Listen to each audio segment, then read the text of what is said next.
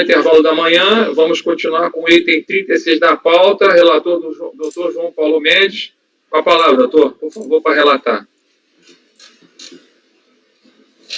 Bom, trata o presente processo de declaração de compensação cujo direito creditório advindo do pedido de ressarcimento foi insuficiente para o total da homologação dos débitos em razão de estarem vencidos, o que acarretou a incidência de encargos moratórios. Tempestivamente, o interessado manifestou em sua inconformidade, alegando em síntese que, conforme a jurisprudência e doutrina, os princípios constitucionais e legais citados ao transmitir PERDECOMP, ainda que com débitos vencidos, teria extinto o crédito tributário pelo Instituto da Denúncia Espontânea, haja vista que essa compensação assim ocorreu.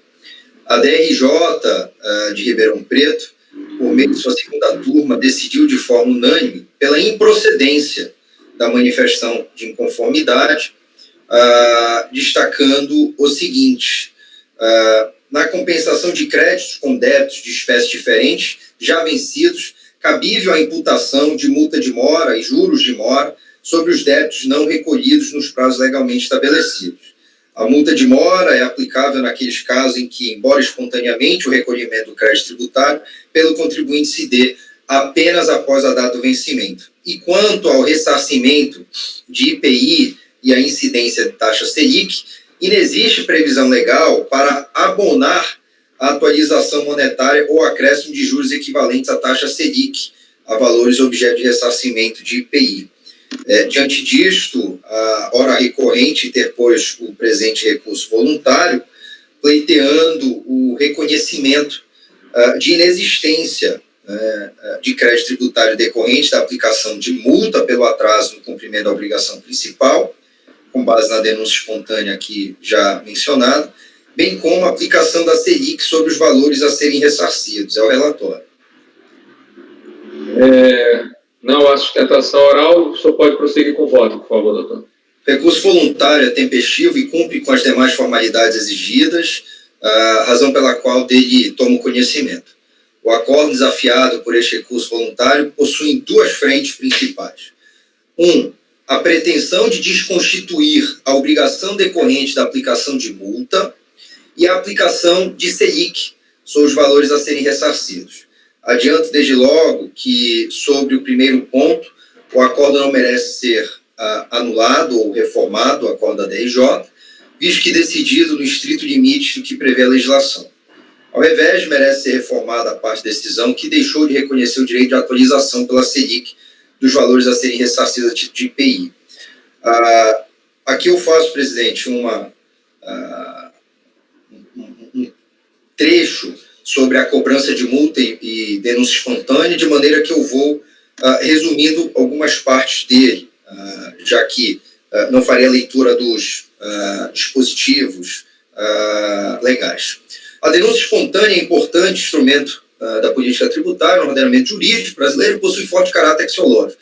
Isso tem por objetivo evitar que o contribuinte que espontaneamente apresente infração própria perante a autoridade fiscal.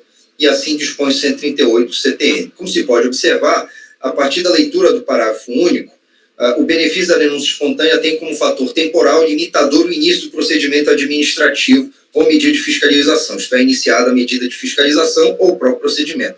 Não será conferido ao contribuinte os benefícios ou benesses desse instituto, uma vez que a conduta careceria de uma das características principais daquele, sua espontaneidade.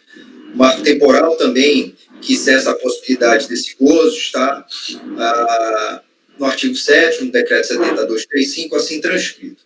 Ocorre, porém, que o fator determinante que ensejou a controvérsia jurídica em tela se dá sobre a incidência ou não de multa moratória do 138. A melhor interpretação aqui do Instituto parece ser aquela que não afasta a incidência da multa moratória pelas razões que passam a ser expostas. E aí eu faço aqui os fatos relacionados ao processo, onde a própria recorrente, a data da compensação com crédito 100% reconhecido, nos termos acima referidos, era devedora dos tributos cuja compensação vinculou aquele crédito através da DECOMP. Tais débitos em aberto ocorreram por descompasso no fluxo de caixa da recorrente, conforme ela mesma alega, e que levou à impossibilidade do pagamento dos tributos em questão no prazo regulamentar.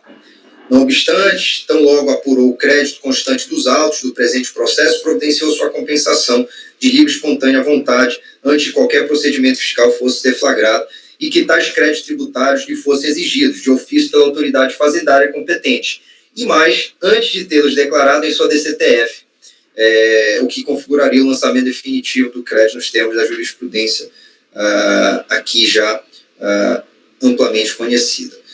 Diante disso, apurou, então, o principal em aberto e os correspondentes juros devidos, deixando de considerar a multa face à sua exclusão diante da denúncia espontânea, compensando assim somente a parcela do principal e dos juros, e deixando, consequentemente, compensar a parcela da multa por ser indevida.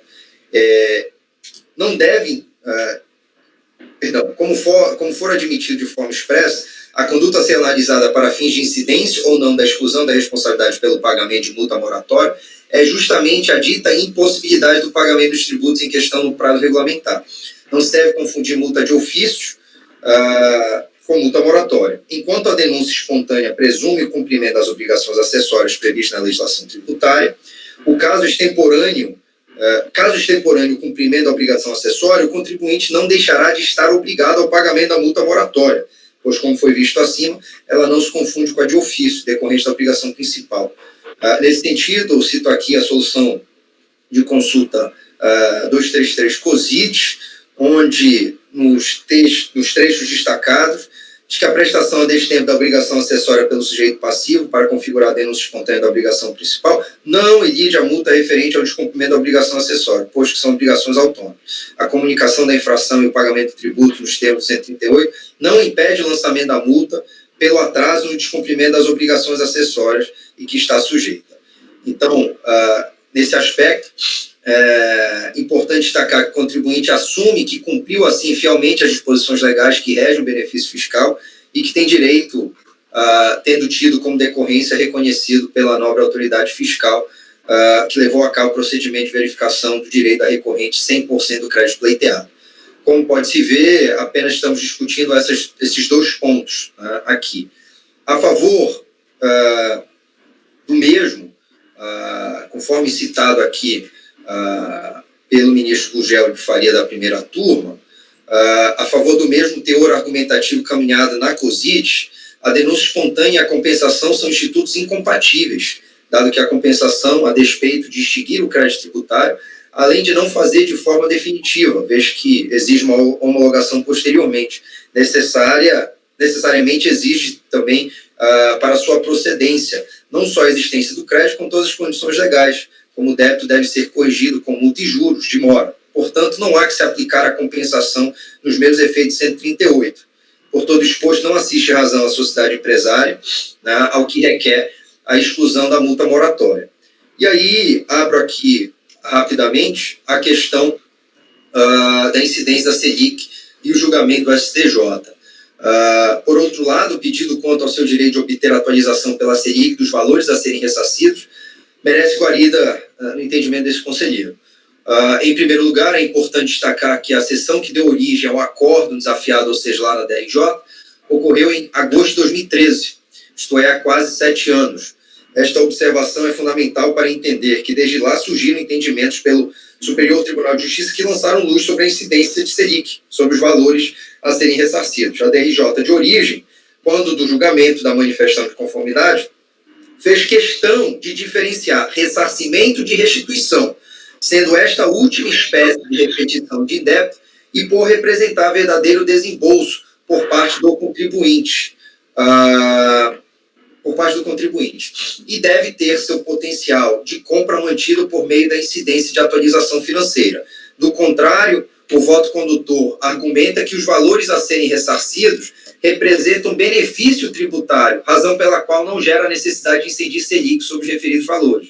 Reproduz, então, abaixo o que eu acabo de mencionar, as folhas 99 do processo. Ocorre que, em 2018, o Superior Tribunal de Justiça firmou posicionamento não sobre a incidência da Selic, sobre o aproveitamento do crédito IPI, na hipótese de resistência do fisco. Isso já havia sido pacificado pela súmula 411. mas sobre o termo inicial de onde deverá ser contabilizada a atualização, né? E aqui fala aproveitamento ou obstaculizado pelo fisco, súmula 411, atualização monetária, termo inicial, incidência somente depois de escoado o prazo de 360 dias, que alude o artigo 24 da Lei 11.457 de 2007, em barra de divergência desprovidos. Destaco aqui a ementa com todos os pontos do ministro Herman Benjamin. Da mesma forma, perdão, o relator foi Benedito Gonçalves.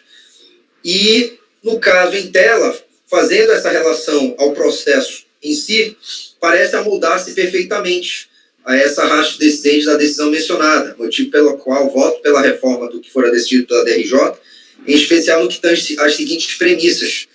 No caso de repetição de indébito, que foi tratada no parecer da AGU, Ministério da Fazenda, 0196, a devolução das importâncias assenta-se na preexistência de um pagamento indevido, cuja devolução é reclamada com base no principal ou no princípio geral de direito que veda o locupletamento sem causa.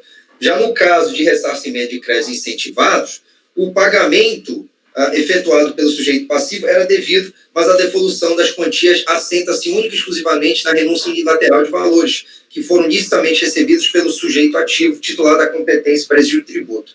Assim, divirjo na exata medida em que se afirma na decisão atacada que o mero fato de o ressarcimento representar crédito incentivado e, por isso mesmo, afastar a aplicabilidade da Selic, né? Por todas as razões expostas, portanto, acolho o pedido da incidência de Selic sobre o valor a ser ressarcido, contado a partir dos 360 dias para análise dos pedidos de ressarcimento, o que passa a configurar uma resistência legítima nesse aspecto. Pelo exposto, conheço do recurso para, no mérito, dar-lhe parcial provimento quanto à Selic. Já vou abrir a palavra ao doutor Oswaldo.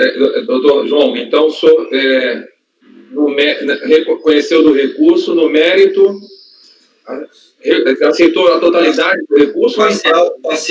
Parcial provimento. Apenas quanto à atualização, presidente. O senhor reconhece que está perfeito. Com a palavra, doutor Oswaldo, por favor. Já está aberto ao debate. Primeiro, inicialmente, a palavra do doutor Oswaldo, depois a doutora Fernanda e depois o doutor Lázaro. O doutor Lázaro está antes de mim. Perfeito, então. João, acho que são algumas coisas. Primeiro, você afasta... na verdade, o voto começou de um lado e aí eu fiquei meio perdido na parte de denúncia espontânea. Você está afastando a aplicabilidade da denúncia espontânea porque ele fez compensação e não pagamento, é isso? Então, nessa parte eu concordo. Segundo, isso aqui é pedido de ressarcimento ou declaração de compensação?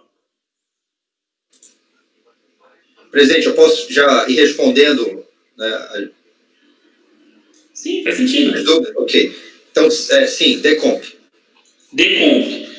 Mas pelo que eu estou vendo aqui no relatório da DRJ, que você colocou aqui nos autos, é um pedido de uma declaração de compensação seguida posteriormente de um pedido de ressarcimento.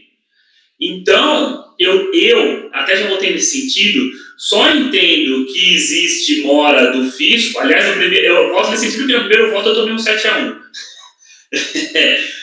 Só entendo que existe mora de pedido de ressarcimento seguido de declaração de compensação se o pedido de ressarcimento, vamos imaginar, ele pediu o ressarcimento em 2016. O pedido de ressarcimento, ele pediu uma compensação vinculada a esse pedido de ressarcimento em 2018.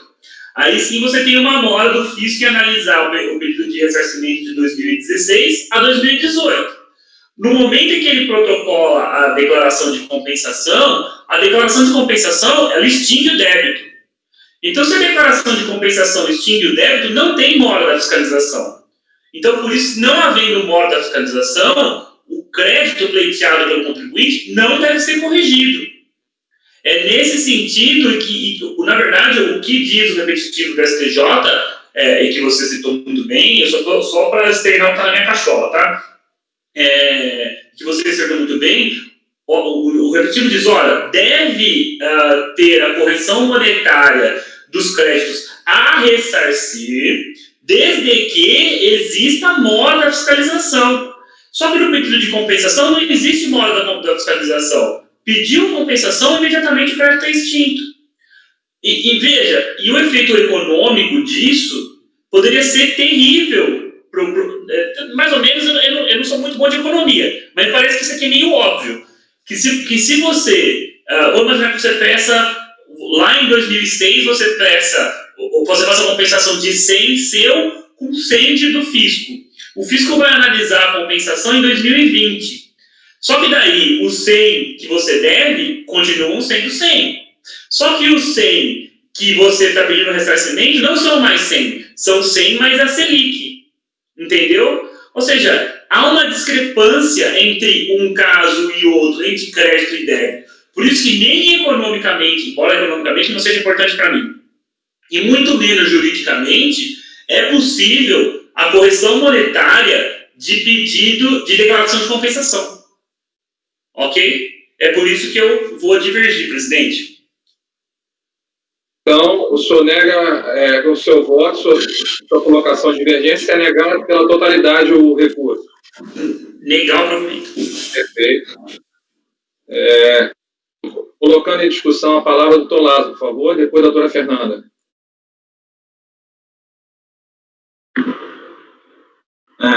O Oswaldo, eu lembro também desse caso, Oswaldo, seu primeiro voto lá de compensação. Mas, só esclarecendo a situação, porque eu repeti, a decisão que o João colocou fala expressamente pedido de ressarcimento. Mas aqui é o seguinte, você tem o pedido de restituição. O pedido de restituição ele só é apresentado caso pagamento indevido ou a maior. É essa a situação. O pedido de ressarcimento ele é o pedido referente a saldos escriturais que não tem nada a ver com pagamento indevido ou maior. São saldos escriturais que não foram utilizados para compensação com os débitos devidos e permanece ao final do trimestre calendário. Então, você não utilizando, você tem a faculdade de pedir isso, ou através de uma compensação, que na verdade, já há a decisão do STJ dizendo que você não pode pedir em dinheiro quando você tem um débito, mas esse pedido de ressarcimento, se você não tem débito nenhum a compensar, você pode pedir em dinheiro. Então, além do pedido de restituição, o pedido de ressarcimento, ele também pode ser um pedido de ressarcimento em espécie, em pecúnia. Quando você não tem nada para pagar, você não tem nada, não tem débito nenhum para compensar. O que é que você faz com aquele saldo no escritural? Você pede ressarcimento em espécie. Nesse caso de pedido de ressarcimento, pode haver a correção pela taxa Selic. Mas se o pedido de ressarcimento foi seguido por decompro, é exatamente o raciocínio que o Oswaldo fez. Já foi feita a compensação, já foi extinto o débito, não há mora nenhuma. Ao contrário, o tempo corre contra a Receita e não a favor dela. E em relação à denúncia espontânea, além do caso, só ressaltando, mas só além do caso de ter sido feito por decompro, que não pode, há também uma outra questão que é um repetitivo já sobre isso. A denúncia espontânea, para afastar a multa de mora, ela deve ser sobre débito que não foi declarado, que é o caso contrário do que eu entendi, pelo menos, dessa situação, né, João? Que o débito ele está declarado e o próprio contribuinte ressalta que ele não pôde pagar. Então, não há discussão, é diferente do cara. O cara fez uma DCTF de 1.000 e pagou os 1.000. Aí depois ele fala, pô, não era 1.000, era 1.500. Aí vai lá, retifica a DCTF, acrescentando esses 500 e paga. Aí, nesse caso, ele paga sem multa de mora, inclusive. Era só esses esclarecimentos. Então, eu vou acompanhar a divergência do Oswaldo. Ok, vamos já colocar em votação ainda, estamos ainda na base dos debates. A doutora Fernanda com a palavra. Fernanda. Eu não preciso mais falar, os meus colegas falaram tudo que eu ia dizer. Obrigada. Alguém mais querendo fazer alguma coisa? Alguém mais? João, presidente. Com a palavra, João. Perfeito, Oswaldo e Lázaro. O raciocínio, então, no caso, pela DECOMP, agora eu estou no marco temporal aqui, passando a fazer essa análise, é que tão somente haveria, de fato, um prejuízo contrário ao fisco, ou seja, haja vista que são coisas distintas de um mero período ou um mero pedido de ressarcimento, como você já disse, possível até em pecúnia, né? Então, eu vou até alterar isso, porque eu estou entendendo esse raciocínio, eu não tinha assim interpretado. Quando eu fiz uma análise, eu interpretei exatamente daquilo que está escrito, obviamente, mas de que haveria esse prejuízo no decurso temporal, mas não pensei o outro lado, né? Então, por uma questão mesmo de paridade, é importante fazer o raciocínio que o Oswaldo brilhantemente fez, no sentido de dizer, e o oposto, né? Então, presidente, eu vou deixar aqui, já analisando isso, por negar total provimento. E aí, penso eu que, pelo menos dos dois colegas que já se manifestaram, não haverá divergência. Ok, agradeço a sua colocação. Muito então, ok. Está sendo retificado seu voto aí de forma argumentativa e coloco novamente em discussão pelo novo voto. Se não houver nada a ser colocado, votarei em votação. Na manifestação silenciosa, dou início à votação com a palavra a doutora Mara, por favor, para votar pelo novo voto, que é negar o recurso. Acompanho o relator pelo negativo de provimento. Com o doutor Oswaldo, por favor. Com o relator pela negativa de provimento. Doutor Lázaro. Doutor Lázaro congelou. Ele acabou de... não? Estava esperando dar a voz. Eu acompanho o relator pela negativa de provimento. Perfeito. Doutora Fernanda. Acompanho o relator pela negativa de provimento. Doutor Pantaroli. Com o relator. Doutor Leonardo Branco, por favor. Com o relator, pela negativa. Eu acompanho o relator. Então, proclamo como negado o recurso voluntário, de forma unânime por essa turma. Vamos passar para o próximo item da pauta. Continuamos com o doutor João, por favor. GEA Westfalia Separator do Brasil Indústria e Centrífuga Limitada. Por favor, com a palavra, doutor João. Bom, trata aqui de pedido de ressarcimento PER e declarações de compensação DECOMP, abaixo relacionadas são 5, tá? Aqui já destaquei do terceiro trimestre de 2006, conforme os números de PERDICOMP respectivos. O direito de ressarcimento teve como fundamento o artigo 11 da 9779, estamos falando aqui de IPI. O pleito do contribuinte foi analisado por meio eletrônico, que resultou no despacho decisório de folhas 91 a 94 do PDF, do qual resultou o deferimento parcial do saldo credor pleiteado e consequente homologação parcial da compensação declarada, segundo o ato decisório. Analisadas as informações prestadas no PERDICOMP e período de apuração assim identificados, constatou-se que o valor de crédito solicitado, utilizado, 237.32344, o valor reconhecido foi parcial de 136.825, o valor de crédito reconhecido foi inferior ao solicitado e ocorrência de glose de crédito considerados indevidos. Constatação de que o saldo credor passível de ressarcimento é inferior ao valor pleiteado e o crédito reconhecido foi insuficiente para compensar integralmente os débitos informados pelo sujeito passivo naquele referido trimestre. Então, houve a homologação parcial e compensação declarada, né, do referido PERDICOMP. O valor devedor consolidado correspondente aos débitos indevidamente compensados para pagamento em abril de 2011, são esses que estão também na tela aí. Diante do deferimento parcial de seu pleito, o contribuinte ingressou com a manifestação. E isso tudo teve origem perante a Secretaria da Receita Federal em Campinas, que exarou o despacho decisório relativo ao processo da seguinte forma, que o pedido de ressarcimento de crédito de IPI foi deferido parcialmente, não tendo sido homologada a compensação declarada, com a determinação imediata de cobrança dos débitos devidamente compensados. No entanto, cabe ressaltar alguns pontos no que tange à matéria. Assim, a compensação deve se operar mediante a apresentação pelo contribuinte de declaração, em que deve constar informações relativas ao crédito a serem utilizados e os respectivos débitos a serem compensados.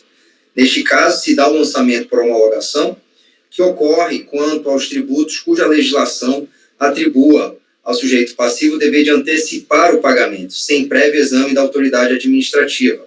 Opera-se pelo ato em que a referida autoridade, tomando conhecimento da atividade, assim exercida pelo obrigado expressamente, homologa ou não nos termos de 150. Cabe salientar que a não homologação da compensação pleiteada está eivada em erro, segundo o contribuinte, veja que a empresa possuía na época os fatos do crédito de IPI para o seu respectivo aproveitamento através da compensação que ela aqui está discutindo. O que é que teve nesse caso? Conforme comprova o pedido de ressarcimento ou restituição, e cópia anexa à época dos fatos, novembro de 2006, foi apresentada perante a autoridade fiscal a declaração de compensação relativa ao terceiro trimestre de 2006, com saldo credor, a importância de 136.835, que foi efetivamente esta que a Receita reconheceu. Porém, também declarado a menor o saldo do período que foi de outubro de 2006, relativo ao quarto trimestre, que foi esse de 238.479. Então, a bem da verdade, o que houve, a Receita,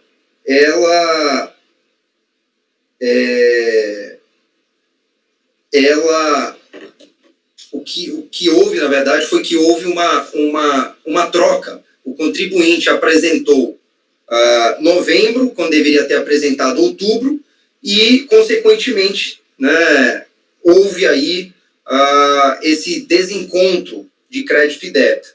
Assim, deve ser observado pela Secretaria da Receita Federal que, apesar da falta da entrega da declaração de compensação relativa ao quarto trimestre de 2006 pela empresa, o crédito existia e foi devidamente compensado. Houve apenas a falta de entrega da DECOMP ao quarto trimestre, ou seja, a falta desse cumprimento da obrigação acessória conforme do carreado dos autos.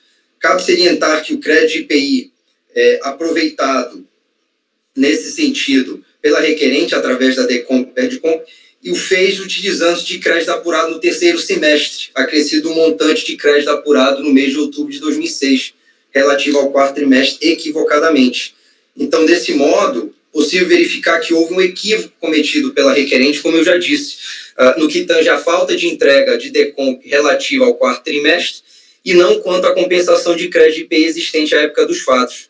No entanto, também é possível verificar que havia o crédito apurado no período em que a requerente compensou o devidamente, deixando apenas de entregar a declaração do quarto trimestre de 2006. Então, o pedido, nesse caso, aqui, trazido tanto na manifestação de conformidade e posteriormente no recurso voluntário, é que seja os argumentos da ora requerente deferidos para homologação e compensação, né, da sua totalidade, objeto do presente processo administrativo. Veja que na época da ocorrência dos fatos, geradores do tributo de crédito de IPI, utilizado para a compensação tributária, eram existentes, lícitos e reais, conforme comprovam os documentos anexos, tendo ocorrido apenas a falta da entrega de PERDICOMP. E aqui eu faço um parênteses para dizer que houve um carrear de documentos que corroboram isso, tá? Desta feita, indevida a presente cobrança relativa a esses 139 mil, que seria a diferença, 237,13, veja que o crédito de titularidade da requerente existiu na época dos fatos. Em face da decisão que julgou improcedente a manifestação de conformidade, com fundamento na inviabilidade de proceder de forma distinta no que prevê a legislação em vigor sobre a compensação de crédito de IPI, houve a interposição do recurso voluntário, é o relatório. Não há sustentação oral gravada em YouTube. Eu peço ao colega que prossiga com o seu voto.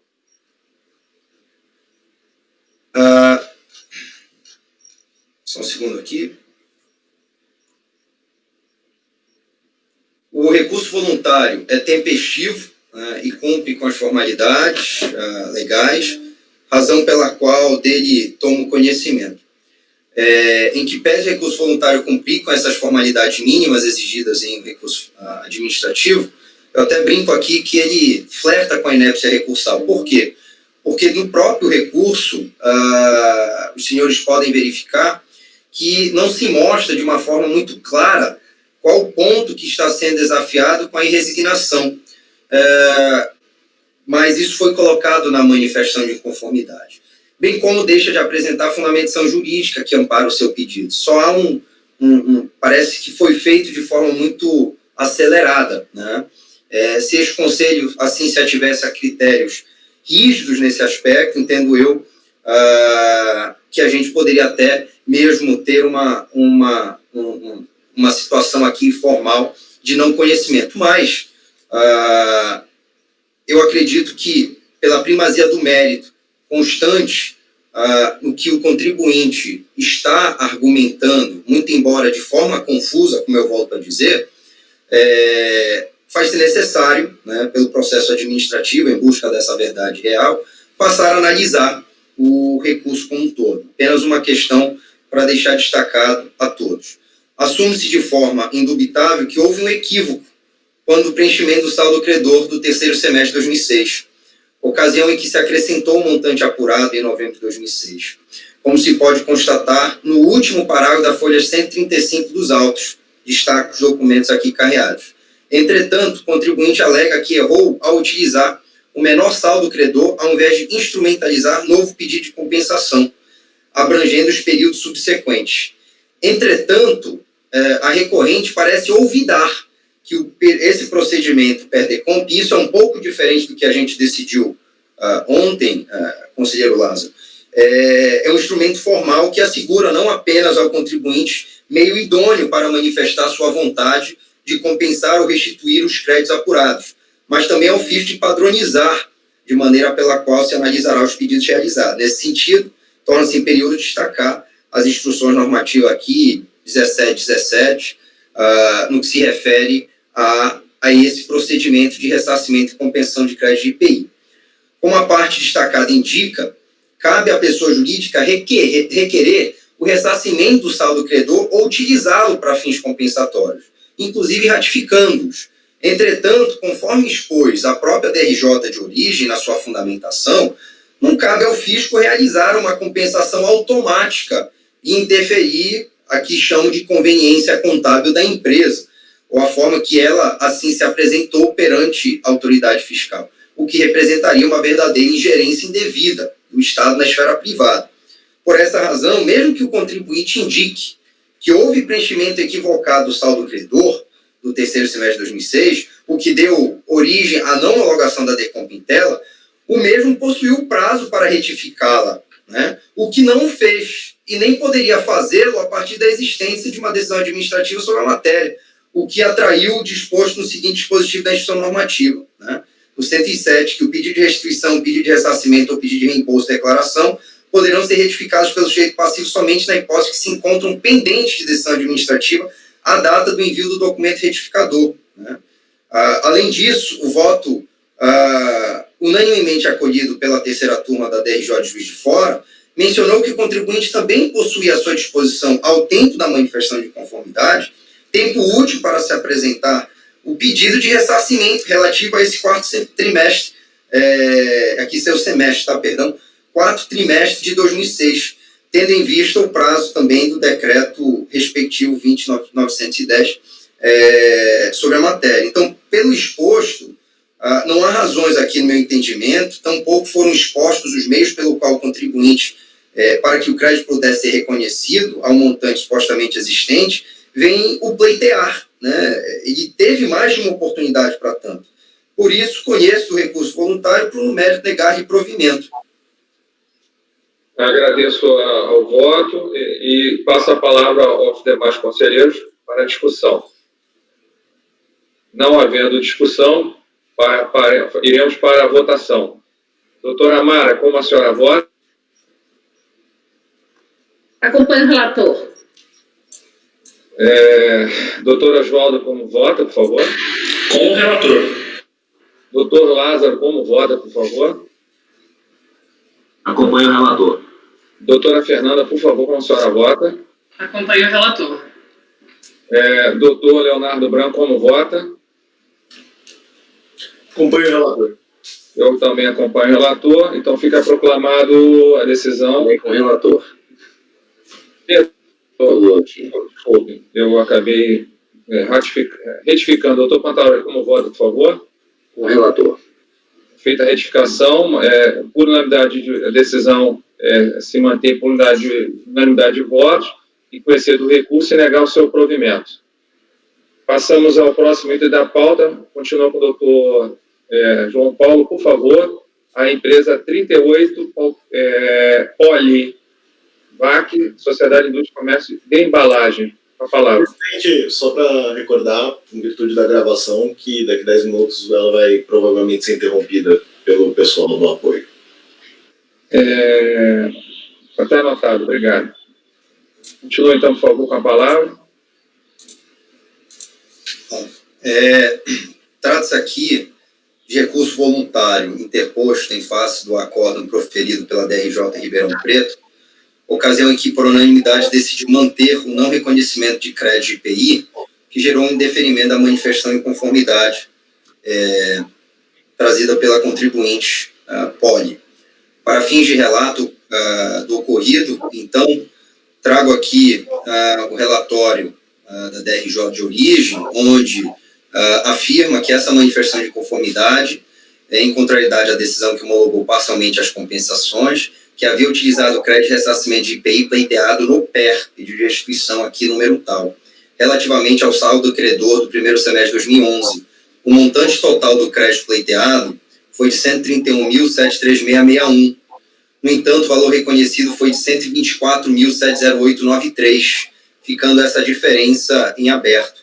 De acordo com o despacho decisório, o valor pleiteado não foi integralmente reconhecido em face da glosa do crédito devido e da constatação de que o saldo credor passivo de ressarcimento era inferior ao valor pleiteado. Instruindo o despacho decisório, disponibilizou à interessada os respectivos demonstrativos de apuração, folha 5556. Nele se vê o motivo que justificou a glosa, assim descrita. Estabelecimento emitente da nota fiscal não cadastrado no CNPJ. A nota fiscal cujo crédito sofreu a glosa foi assim identificada. E aqui tem a nota de fevereiro de 2011, assim destacada. Regularmente cientificada a decisão, a interessada e resignada apresentou manifestação de conformidade, alegando em síntese que o produto em questão trata-se de insumo caracterizado no conceito de produto intermediário, conferindo-lhe direito ao crédito. Quanto ao CNPJ da emitente da nota fiscal, aduziu erro no preenchimento da PERDECOMP.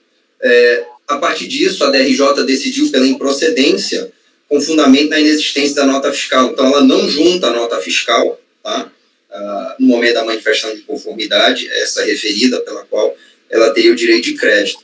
E, na mesma oportunidade do acordo desafiado, se pautou na impossibilidade do reconhecimento do direito de crédito sem apresentação da referida nota, né?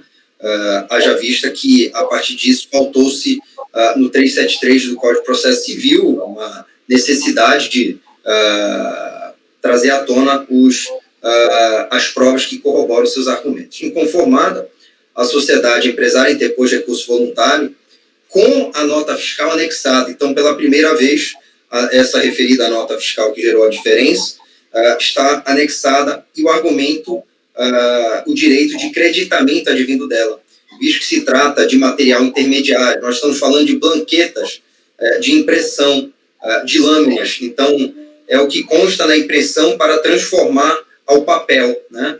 Então, isso caracteriza-se como um material intermediário, né, na própria atividade essencial desempenhada pela hora recorrente. Este é o relatório. Agradeço pelo relatório. Não há sustentação oral. Pode permanecer diante do seu voto, por favor. Como voto?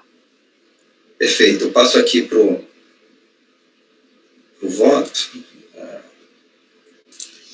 Recurso voluntário é tempestivo e cumpre as demais formalidades exigidas no ordenamento, razão pela qual dele conheço. O acordo desafiado por este recurso voluntário limitou-se à análise do ônus probandi, tendo em vista que a sociedade empresária deixou de apresentar a nota fiscal que deu origem ao não reconhecimento do direito de crédito pleiteado. Por essa razão, também deixou de se aprofundar sobre o direito de crédito propriamente dito, só trata em relação à nota mesmo, apesar de a empresa recorrente ter apresentado a nota fiscal apenas as folhas 133 deste recurso voluntário. O princípio da verdade material parece prevalecer em relação ao que dispõe, né, o 16, parágrafo 4 do decreto 72.35/72, uma vez que a decisão se pautasse nesse último diploma, provavelmente estaríamos diante da constituição de um crédito tributário facilmente desconstitutível na seara jurisdicional. Né? Estou aqui buscando analisar como um todo a questão. O acordo desafiado pautou-se na seguinte premissa: cópia da folha 110. Cópia da controvertida nota fiscal não foi juntada aos autos, impossibilitando aferir a veracidade das alegações. Então, esse foi o entendimento da DRJ.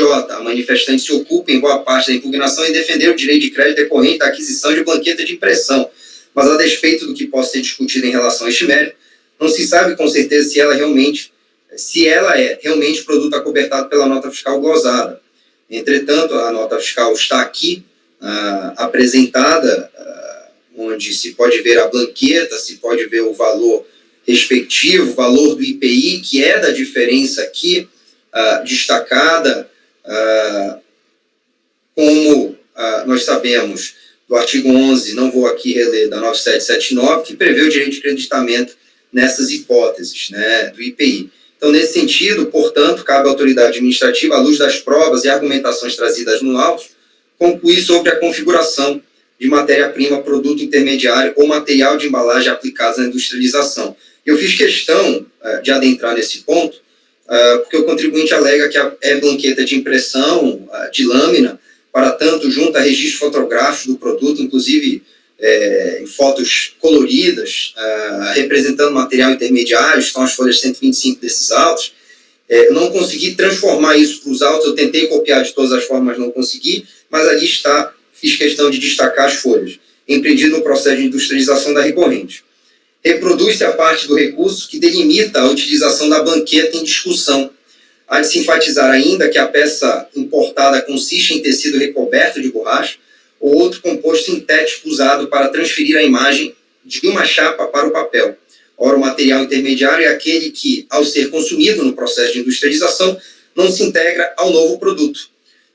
A recorrente, as banquetas são utilizadas na impressão, transferindo a imagem do clichê para a embalagem plástica, seu produto final. O detalhamento do procedimento está nas fotos que são novamente apresentadas, pois coloridas, nas quais já está claro que o material é integralmente utilizado. As fotos anexadas demonstram que as banquetas representam material intermediário em consonância com aquilo previsto na consulta 249 COSIT. A partir das provas documentais carreadas nos autos, não restam dúvidas sobre o fato de que o produto é utilizado no processo de industrialização e sofre alterações, tais como desgaste, dano ou perda nas propriedades físicas em função da ação diretamente exercida sobre o produto em fabricação. No caso aqui, a atividade fim são as embalagens da empresa. Então, pelo exposto, conheço do recurso voluntário para no mérito dar reprovimento. Agradeço o voto, coloco em discussão. Não há discussão. A doutora Mara me deu uma palavra. Eu só vi agora. A doutora Mara tem a palavra, por favor, doutora. Eu só tenho uma dúvida aqui, João, é o seguinte, porque esse documento só foi apresentado em recurso voluntário. A delegacia não viu esse documento, ninguém viu esse documento. Então, assim, a gente está aceitando um documento que eu não sei se é verdadeiro, se é falso. Eu estou vendo que até um documento eletrônico, né? Eu acho que o certo aqui seria mandar isso para a delegacia, conferir esse documento, sabe? Apesar de seu valor ser pequeno, ter tudo aqui mostrando que o cheiro é de bom direito, para mim tem até uma supressão de instância aí, a favor do fisco, né? Vamos supor, porque assim, da mesma maneira, ele apresentou um documento de recurso voluntário que a outra parte, que a União, a Fazenda Nacional, não viu, né? Então, assim, para mim o contraditório aí está falho.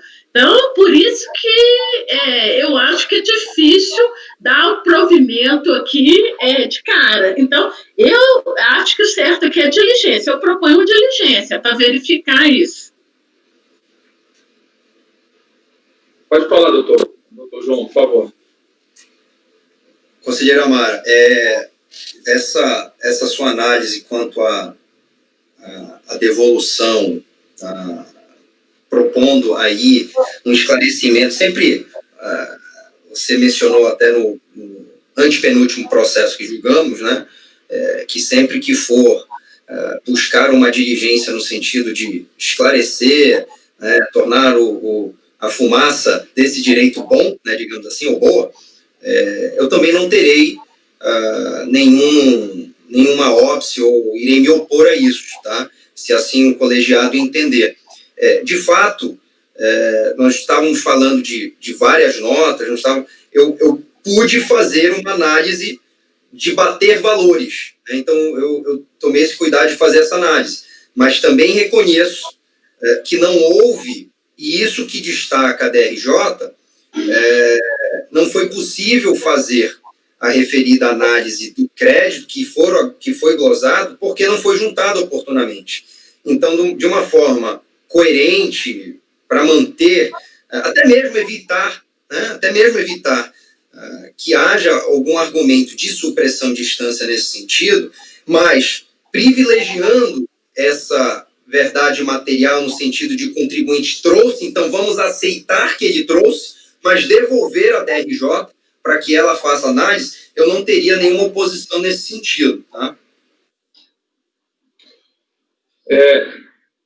Eu vou falar, a questão é a seguinte, na visão dos colegas, a apresentação, pelo que eu entendi, doutor João, a apresentação da nota fiscal só se deu em termos de recurso voluntário? Perfeito. Bom, aí há de se ver, se a gente não entende que está preclusa a prova, não há preclusão processual, ou seja, tardiamente trazida aos autos a peça, e eu vou divergir, aí, em termos de celeridade processual, esse processo já vem se arrastando de longa data, e partindo também que acredito que um documento acostado ao processo tem o princípio da boa-fé, eu entendo que deveria se dar prosseguimento ao feito aqui nessa instância.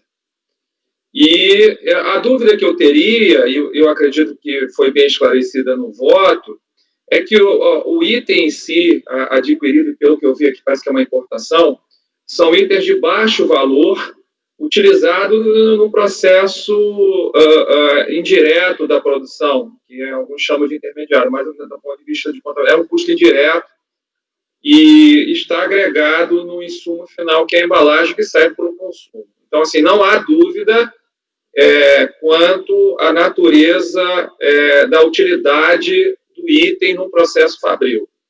Em relação à forma, se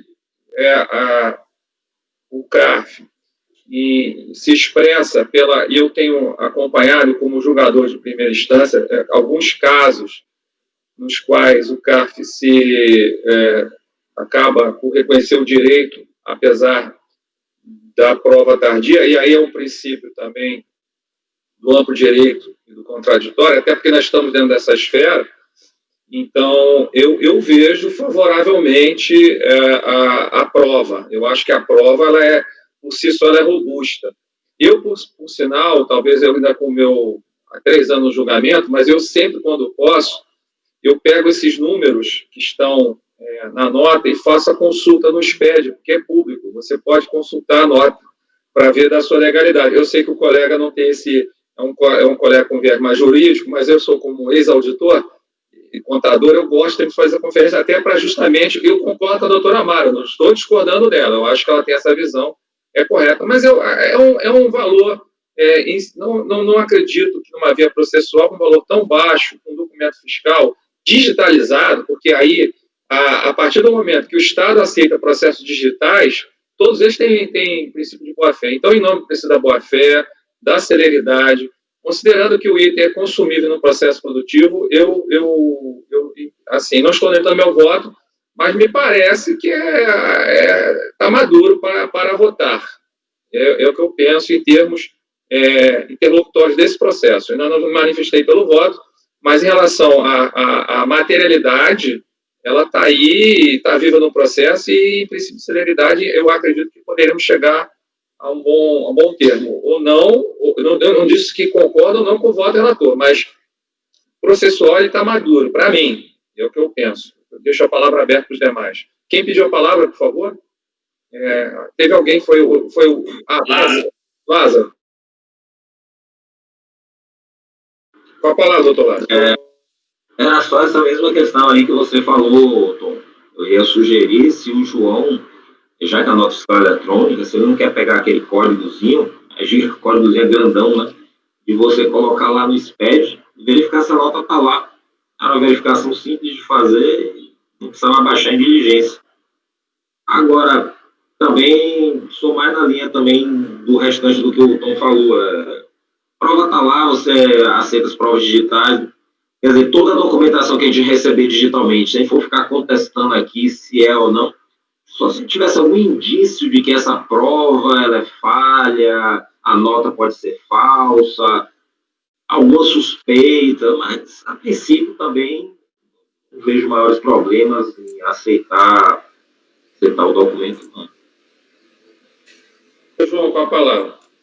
E, Lázaro, só para corroborar, muito embora o contribuinte não tenha, em sede de manifestação, apresentado a nota, ele fala com quem ele teve o negócio jurídico, qual foi o período em que ele teve o negócio jurídico, qual foi o valor do negócio, só que ele não junta a nota.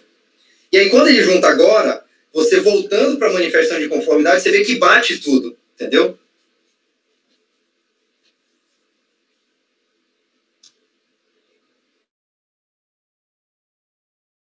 Enfim, então teríamos aqui a seguinte situação.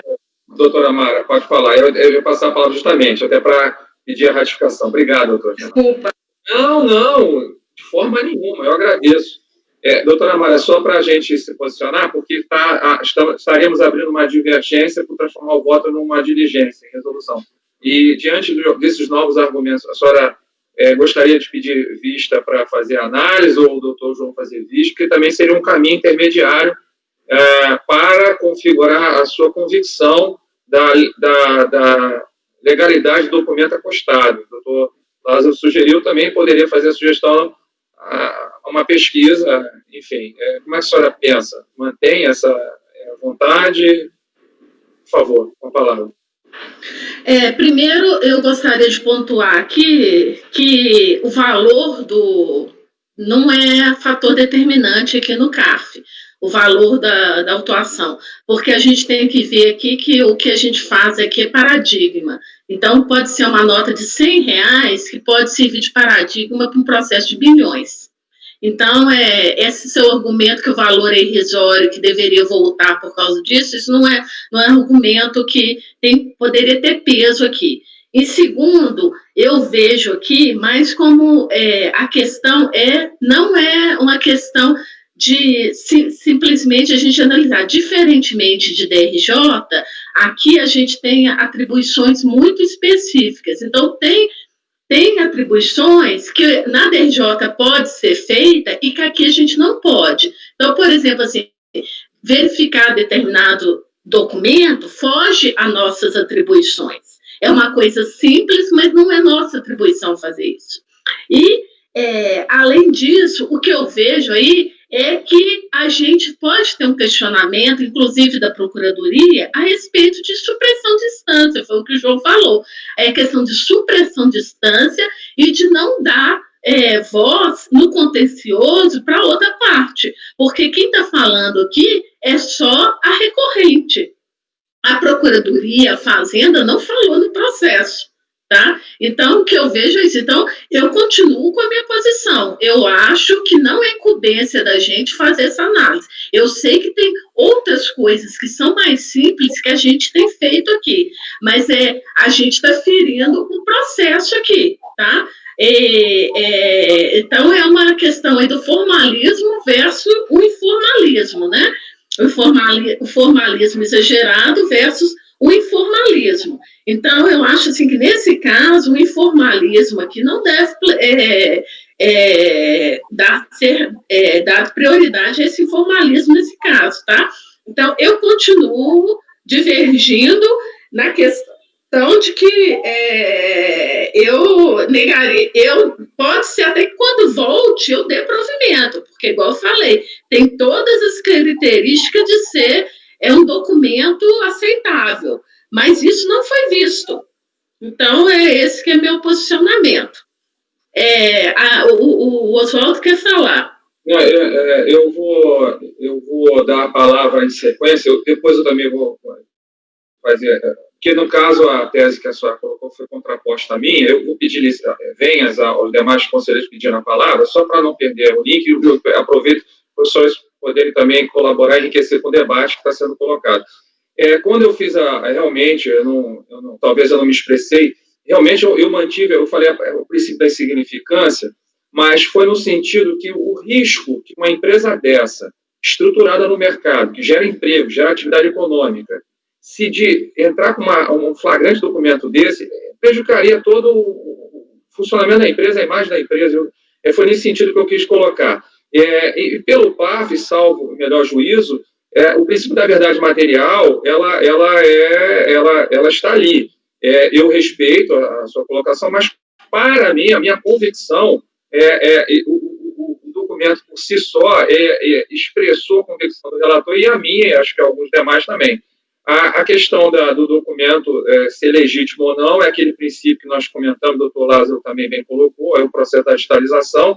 Então, algumas formas a gente vê esse processo, nós, né, que estamos acostumados com documento papel, físico, a gente, inclusive, via até a textura do papel para saber se era legítimo ou não. Alguns auditores faziam isso. Mas auditores independentes, não estou falando só de auditor público, não, privado também. Mas o caso aqui é que é um documento digital, ele tem um valor jurídico, tem um peso.